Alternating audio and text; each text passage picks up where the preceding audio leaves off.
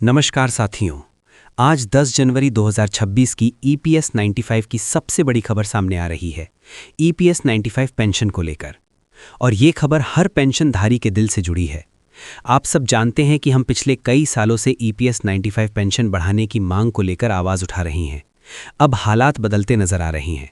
सरकार की ओर से महत्वपूर्ण संकेत मिले हैं, जो हमारे संघर्ष की जीत की तरफ पहला कदम हो सकता है। इसीलिए साथियों, अगर आपने अब तक हमारे चैनल ईपीएस 95 नेटवर्क को सब्सक्राइब नहीं किया है, तो अभी सब्सक्राइब करें, वीडियो को ज़्यादा से ज़्यादा शेयर करें और हमारे इस आंदोलन को हर पेंशनर तक पहुंचाएं। क्योंकि ये सिर्फ एक खबर नहीं, ये हमारी उम्मीद, हमारा संघर्ष और हमारा हक है। ईपीएस पेंशन हक न्यूज़। सरकार ने 2025 तक ईपीएस 35 पेंशन बढ़ाकर 10,000 रुपये कर दी। कर्मचारी पेंशन योजना ईपीएस 35 भारत भर के लाखों कर्मचारियों के लिए सेवानिवृत्ति सुरक्षा का आधार रही है। अपनी शुरुआत से ही इसने एक महत्वपूर्ण सुरक्षा कवच प्रदान किया है, जिससे ये सुनिश्चित हुआ है कि पेंशन भोगियों को सेवानिवृत्ति के बाद एक स्थिर आय प्राप्त हो। 2025 के लिए ईपीएस 95 पेंशन वृद्धि की घोषणा के साथ पेंशन भोगी अपने मासिक लाभों में उल्लेखनीय वृद्धि की उम्मीद कर सकते हैं। ये विकास उन सेवानिवृत्त व्यक्तियों के जीवन की गुणवत्ता में सुधार का वादा करता है, जो इन पेंशन पर बहुत अधिक निर्भर हैं। इस लेख में हम इस वृद्धि के विवरण, इसके निहितार्थ और पेंशन भोगियों के लिए ये कदम क्यों महत्वपूर्ण हैं, इस पर चर्चा करेंगे। ईपीएस 95 और इसके महत्व को समझना। ईपीएस 95 को संगठित क्षेत्र के कर्मचारियों को पेंशन लाभ प्रदान करने के लिए कर्मचारी भविष्य निधि संगठन ईपीएफओ के एक भाग के रूप में शुरू किया गया था। कर्मचारी भविष्य निधि ईपीएफ, जो एक मुश्त सेवानिवृत्ति बचत है, के विपरीत ईपीएस कर्मचारी की सेवा के वर्षों की संख्या और वेतन के आधार पर मासिक पेंशन की गारंटी देता है। ये मासिक पेंशन सेवानिवृत्त लोगों के लिए आय का एक महत्वपूर्ण स्रोत है, खासकर उन लोगों के लिए जिनके पास नौकरी छोड़ने के बाद आय के कोई वैकल्पिक स्रोत नहीं है। ईपीएस 95 के तहत पेंशन राशि की गणना एक सूत्र के आधार पर की जाती है, जो पेंशन योग्य वेतन और पेंशन योग्य सेवा वर्षों को ध्यान में रखता है। समय के साथ मुद्रास्फीति और बढ़ती जीवन यापन लागतों ने सरकार के लिए पेंशन राशि में समय समय पर संशोधन करना अनिवार्य कर दिया है, ताकि पेंशन भोगियों को वास्तविक आय में नुकसान न हो। 2025 में पेंशन वृद्धि की घोषणा। पेंशन भोगियों की मांगों और जीवन यापन की बढ़ती लागत के मद्देनजर सरकार ने 2025 से ईपीएस 95 पेंशन राशि में वृद्धि की घोषणा की है। ये समायोजन आर्थिक कारकों, मुद्रास्फीति दरों और ईपीएफओ की वित्तीय स्थिति पर सावधानीपूर्वक विचार करने के बाद किया गया है। पेंशन वृद्धि का उद्देश्य पेंशन भोगियों को बेहतर वित्तीय सुरक्षा और बेहतर क्रय शक्ति प्रदान करना है। ये वृद्धि हाल के वर्षों में सबसे महत्वपूर्ण संशोधनों में से एक होने की उम्मीद है, जो वरिष्ठ नागरिकों और सेवानिवृत्त कर्मचारियों के समर्थन के लिए सरकार की प्रतिबद्धता को दर्शाती है। इस कदम को श्रमिकों के योगदान को मान्यता देने तथा ये सुनिश्चित करने की दिशा में एक सकारात्मक कदम के रूप में देखा जा रहा है कि वे अपनी सेवानिवृत्ति के वर्षों को सम्मानपूर्वक जी सकें। पेंशन वृद्धि का पेंशन भोगियों पर क्या प्रभाव पड़ेगा? पेंशन भोगियों के लिए ईपीएस 95 पेंशन में वृद्धि का अर्थ है हर महीने अधिक व्यय योग्य आय। ये अतिरिक्त आय बढ़ती स्वास्थ्य देखभाल लागत, मुद्रास्फीति से संबंधित मूल्य वृद्धि और दैनिक खर्चों को पूरा करने में मदद कर सकती है। कई पेंशन भोगी निश्चित आय पर जीवन यापन करते हैं और आवश्यक वस्तुओं और सेवाओं की कीमतों में लगातार वृद्धि के कारण अपने खर्चों का प्रबंधन करना उनके लिए चुनौतीपूर्ण होता है। इस वृद्धि के साथ पेंशन भोगियों के पास इन वित्तीय आवश्यकताओं को अधिक आराम से पूरा करने के लिए एक सहारा होगा। इसके अलावा इस वृद्धि से सेवानिवृत्त लोगों के बीच वित्तीय तनाव कम होने और उनके समग्र कल्याण और मानसिक स्वास्थ्य में सुधार होने की उम्मीद है। उच्च पेंशन का आश्वासन वित्तीय प्रबंधन की चिंताओं को कम कर सकता है और पेंशन भोगियों को अपनी सेवानिवृत्ति का अधिक पूर्ण आनंद लेने में सक्षम बना सकता है। पेंशन वृद्धि से व्यापक अर्थव्यवस्था को भी लाभ होता है। उच्च आय वाले पेंशन भोगी वस्तुओं और सेवाओं पर अधिक खर्च करने की संभावना रखते हैं, जिससे स्थानीय व्यवसायों को बढ़ावा मिलता है और आर्थिक विकास में योगदान मिलता है।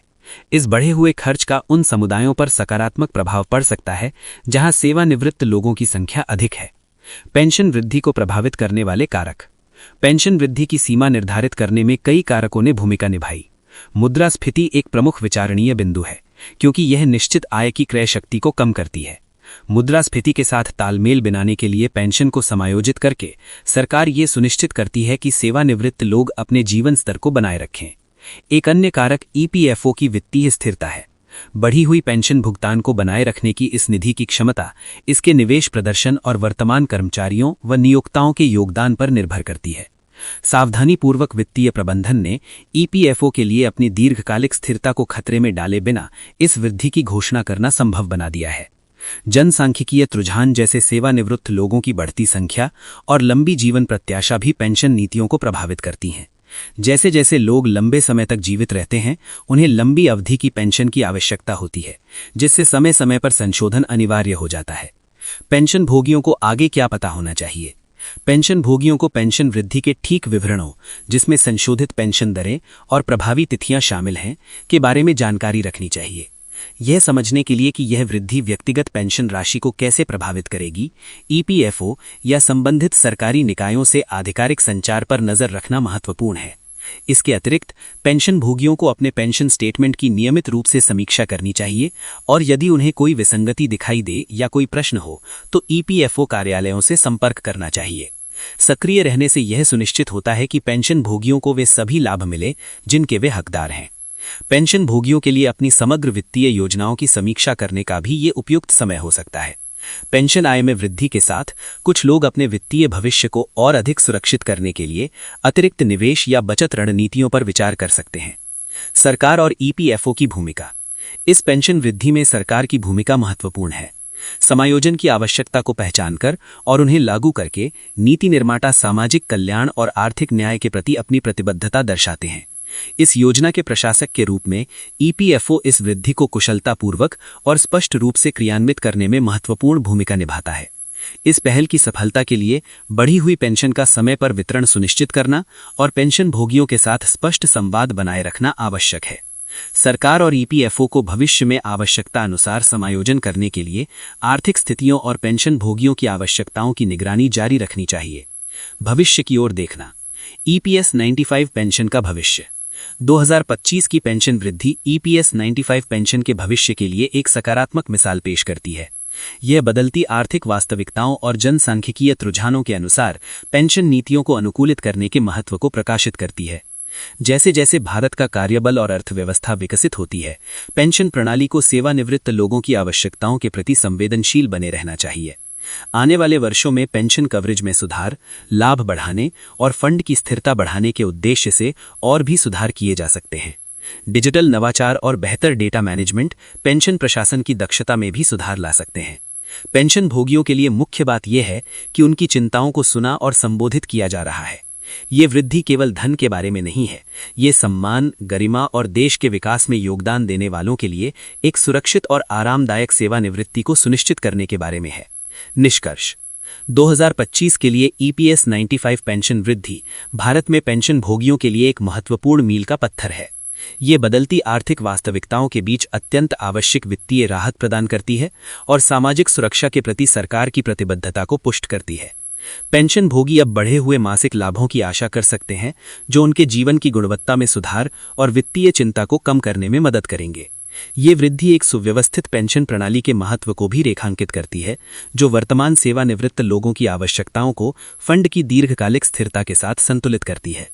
जैसे जैसे पेंशन परिदृश्य विकसित होता जा रहा है, सेवानिवृत्त कर्मचारियों का समर्थन करने और उनके जीवनकाल योगदान का सम्मान करने के लिए सकारात्मक कदम उठाए जा रहे हैं।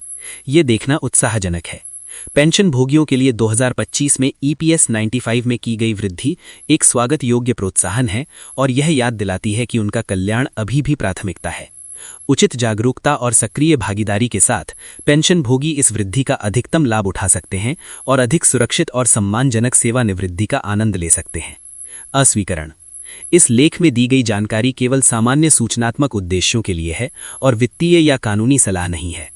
पाठकों को अपनी पेंशन या सेवानिवृत्ति योजना से संबंधित कोई भी निर्णय लेने से पहले ईपीएफओ जैसे आधिकारिक स्रोतों से विवरणों की पुष्टि करनी चाहिए और किसी योग्य प्रोफेशनल से सलाह लेनी चाहिए।